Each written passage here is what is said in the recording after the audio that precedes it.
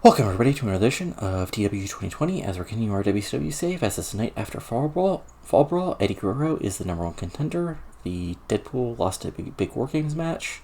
Air Raid are still our tag team champions and much more. But also important is that if you follow the link in the description, we're doing our Mayhem Pick'em tournament again.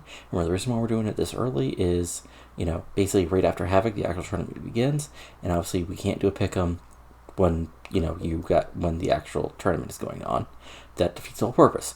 But remember, follow the link in the description or in the post that you'll see hopefully on Reddit or wherever else I post this. Just follow. Fill out the form, and like I said, I think in the video before, if you're doing this via email and you're using a throwaway email, please put in your name of your prediction, somebody your Reddit username or whatever, or how to contact you. But yeah, then, as I said before, there's some booking prizes. You'll be able to, if you win, you'll be able to choose a match for the January pay-per-view, bring up somebody from Developmental, tell me who to push and who to be pushed, and there's also second and third place prizes, but again, that's all been explained at the end of the Fall Brawl video and other stuff. But anyway, let's get on to this actual show. So in our pre-show match on Nitro, we had a pre-show battle that terrible wrestling analysis and crowd heat. Blitzkrieg, Yang, and Tajiri defeated Evan Courageous, Kid Romeo, and Johnny Swinger in 11:41 when Tajiri defeated Courageous with a Brainbuster. This gets a 58, Tajiri gets a 61, Yang gets a 57, Blitzkrieg gets a 56, Swinger gets a 40, Romeo gets a 41, Courageous gets a 44, and yeah, Tajiri's gimmick is getting stale, but I can fix that. But anyway, we start off the actual show live from Albuquerque with your friend and mine, Eddie Guerrero, coming out. And he basically, does his own promo, thanks for the support. But, he came to WCW to do one thing, and that's to win the world title. And, he's glad that at Havoc, he's going to get the chance to win that world title and finally climb to the top of the mountain where he belongs.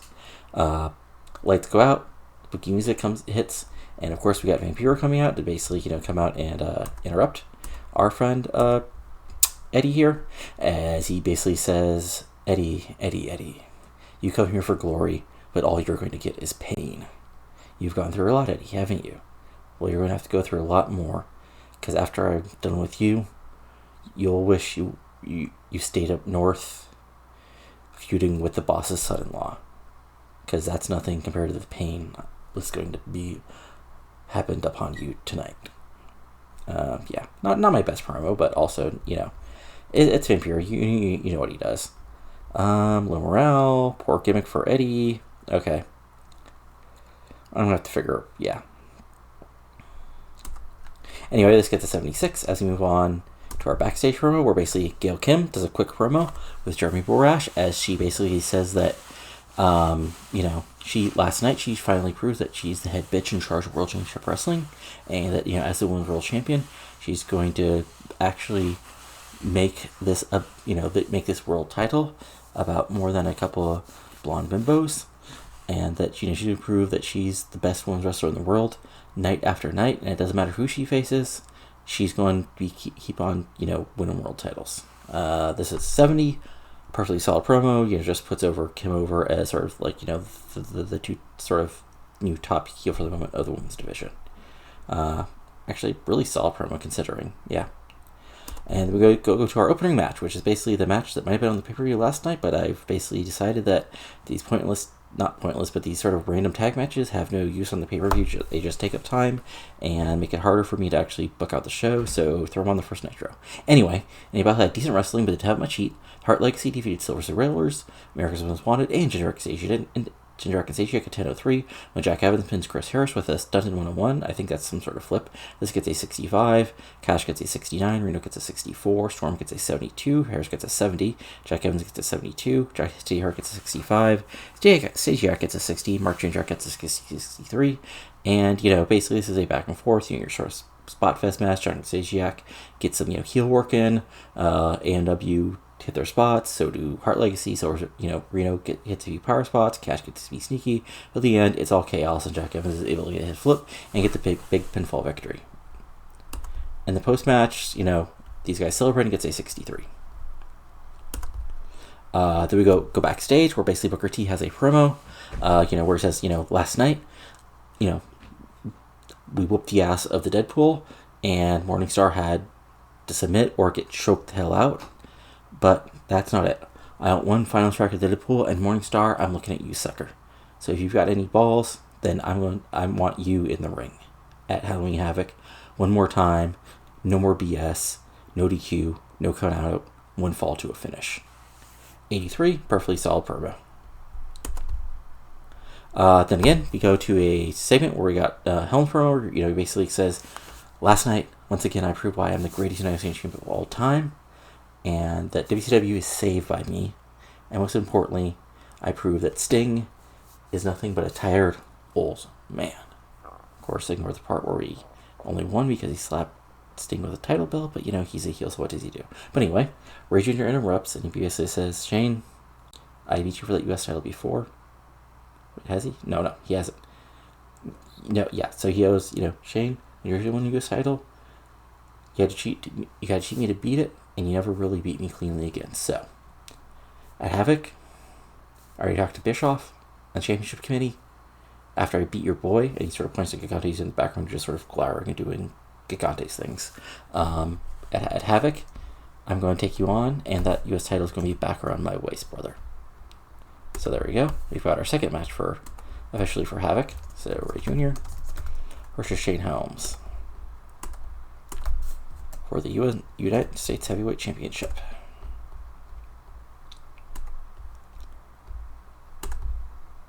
Then we have the return of Chuck Palumbo. As an extremely short match, Chuck Palumbo defeats Elite Skipper in 406 by pinfall with Palumbo's pride. So just a quick squash one because Palumbo's been out for a couple weeks after getting jumped by the Deadpool. This gets a 76. Palumbo gets a freaking 88 because he's awesome. Skipper gets a 46. And then Palumbo celebrating gets a 69. So just a quick squash, get Palumbo back in action after he basically had to take this last cycle of the pay-per-view off.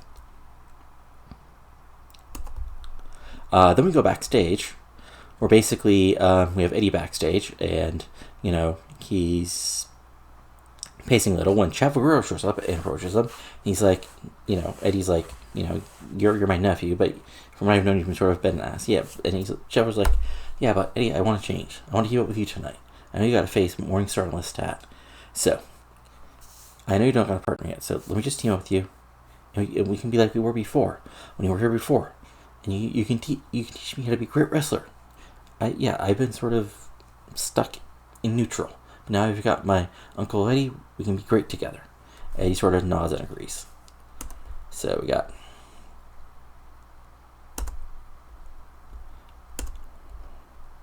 Okay. So yeah. And now Chavo's not face. If you didn't see that coming, well, yeah. Anyway, this gets 69 because it's just sort of a short promo. Then we have Jamie Noble basically introducing his new bodyguard, Ebony Sable. He says he hired this man to keep him safe and keep his cruiserweight title safe. And he's already been told that he has to face Jeff Hardy again at some point, but it doesn't matter because he has the toughest man who brawled and bounced all over the world behind him, and he's paying him very well to make sure that this belt stays around the redneck Riddle's waist. 61, gets stuff over, introduces Ebony Sable officially, and there you go. And then, yes, we have in a bout that had good wrestling and decent action from the crowd, Los Guerreros defeated Lestat and Morningstar in 13:29 when Chavo Guerrero pinned Lestat. This gets an 84, Chavo gets a 61, Eddie gets an 85, Morningstar gets an 85, and Lestat gets a 68. Really, so back and forth tag match. Good, basically top of the hour main event, and Eddie and Chavo gets a big win over the, over the Deadpool. And then Los Guerreros celebrating gets a 63. Then we go backstage where the Horsemen are basically, backstage. They put over that, tonight in the main event, RVD, is facing Jeff Jarrett, and sort of Canyon heights up Jarrett and says, look, nobody's better than Canyon, but Jeff, you're close to it. So go out there and make sure that he pays for how he screwed me over last night in the four-way. And, and after that, will destroy him. Will destroy him because he's keeping the world title. He's the reason why I'm not getting a world title match. And that's what matters with the Horsemen, is titles. Yes, you guys screwed up last night too, and that gets a little reaction from Douglas and Jarrett. But, The difference is you got pinned. Well, I got screwed over. So just take care of RVD, then we'll party all night long. Fleur does a woo. There you go. 99 and fun stuff.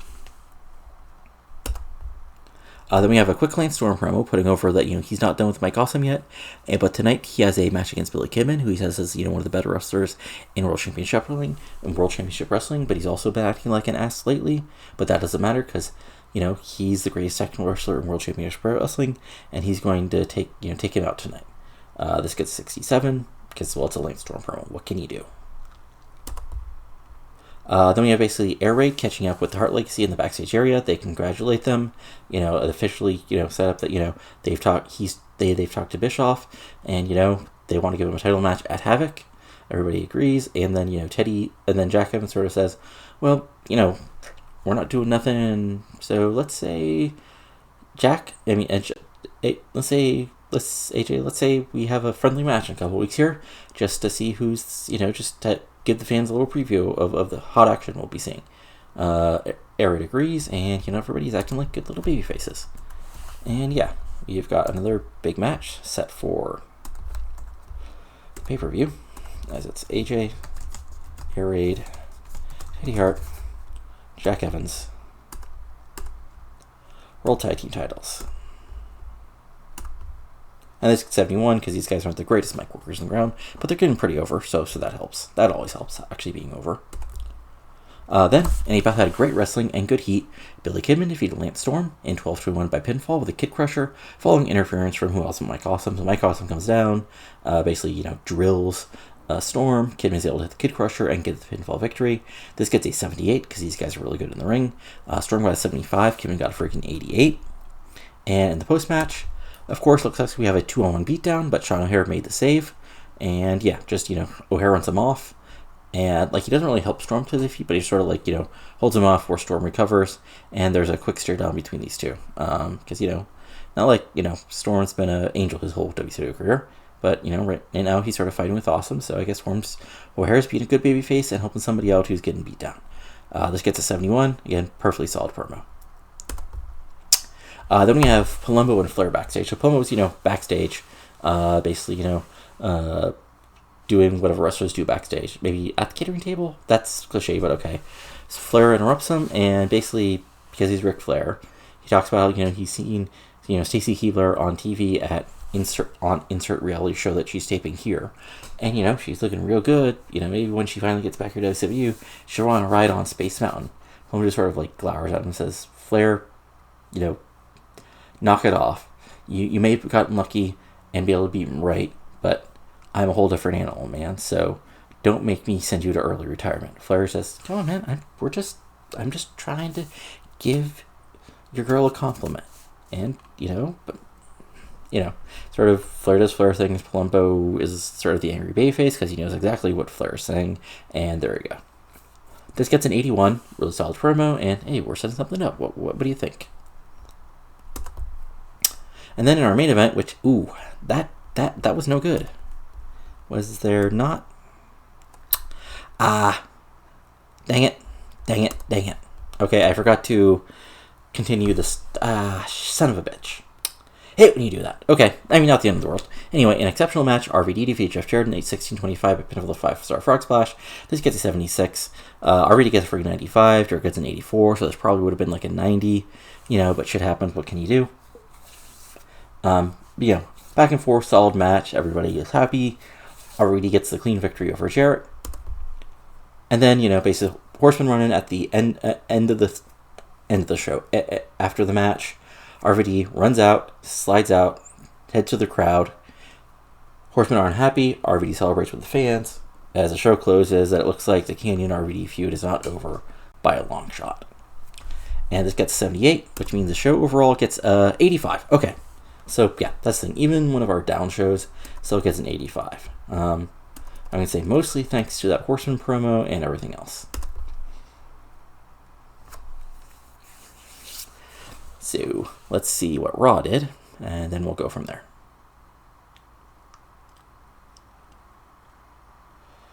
Processing is so much fun.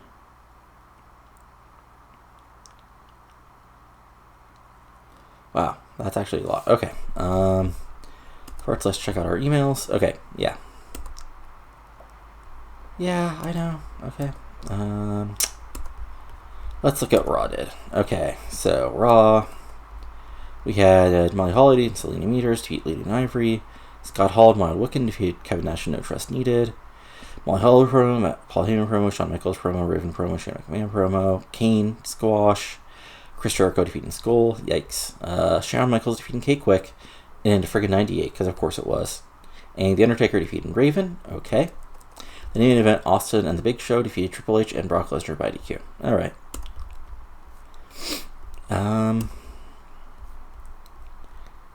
So, yeah. I mean, also, so let's look at our storylines.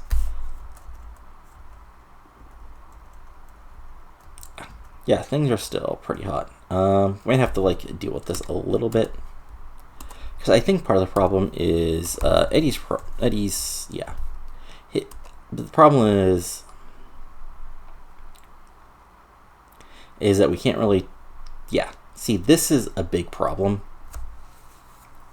I'm almost, like, it's almost worth doing a character change just because it stops sort of the drop in charisma and microphone, you know? But anyway, regardless, what was I saying? Blah, blah, blah. Yeah, okay. We're still getting, Eddie over. Because, again, part of it is that, like, Eddie's, like, not as over. Like, Eddie's at 85s and RVD's at, like, well, like, he's also at low 90s. But, like, Booker T is mostly, yeah, high 80s, low 90s. So we're still kind of building up in the run-up to this world title match. But anyway, that's not what you guys wanted to hear about. But again, like I said before, go ahead and, do the prediction contest for the, go ahead and do the prediction contest for your, for the Mayhem tournament.